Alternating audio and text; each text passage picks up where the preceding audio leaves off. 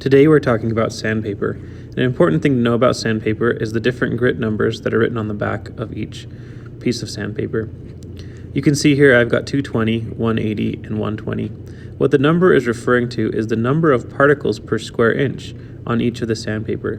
This one has 120, the next one has 180, and the last one has 220. How this will affect your sanding is that you'll want to start with the lower number, as the particles on that can be larger and will scratch the board more vigorously. And as it scratches the board more vigorously, it's going to take out things like burns, scratches, and other things like that. And then you can move to higher grits to make the board smoother and smoother as you work. There are two main ways that we sand in the shop. We use orbital sanders, and we also use hand sandpaper.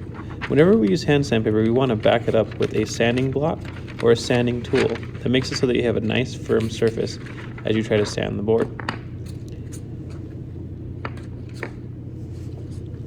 To get started, we're going to set up our orbital sanders with sandpaper. The 120 grit felt a little used, so we're going to get a new one on there. The 180 grit feels fine, so we'll go with that. So to put this on, we'll remove the backing, and then we'll stick it to the pad. Then we'll press down on a flat surface. Again, the 180 grit felt pretty good, so we'll leave it on there. But the 220 sander doesn't have anything on it yet, so we'll add that to it.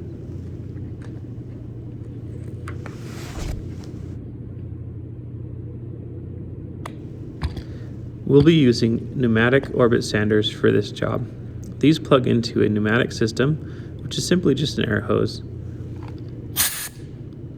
On this air hose, we have a nozzle that can spray our sawdust out of our way, as well as a switch on the machine that will turn on the sander.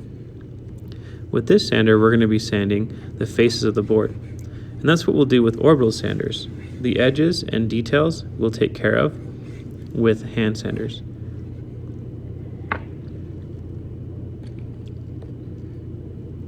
The job of the 120 grit sandpaper is to get rid of all scratches, burn marks, and machine marks. As you sand, you want to let the machine do the work. Many times, students will come up to this and they'll run their machine back and forth very, very quickly. This is incorrect. You're doing more work than you need to, and it actually slows down your progress.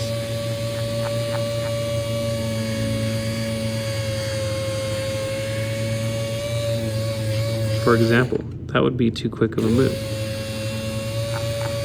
So go nice and slow and cover the whole side of the board.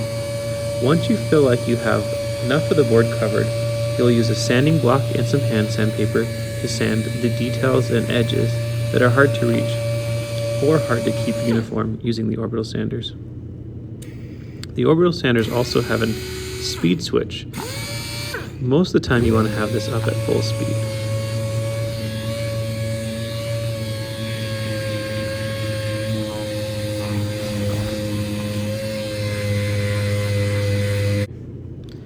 After finishing sanding with each grit, you'll want to use a sanding block and some sandpaper to sand the edges and details of your board.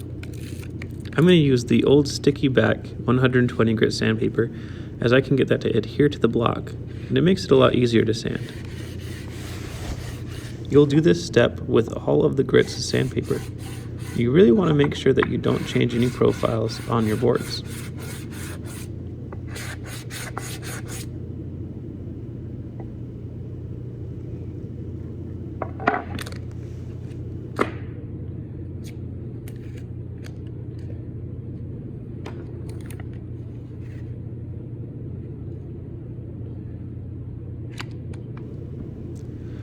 For harder to reach, you can also use just your hand with some sandpaper.